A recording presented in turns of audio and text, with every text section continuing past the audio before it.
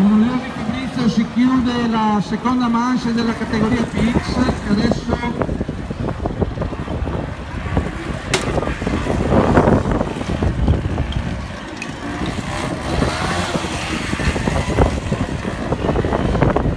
partiamo con la Under 18, perfetto.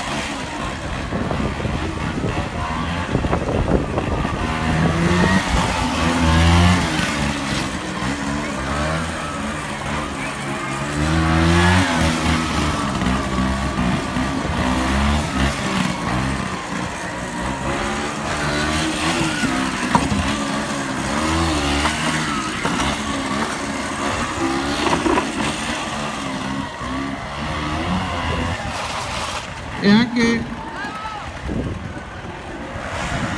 58 e 57 e 0 penalità.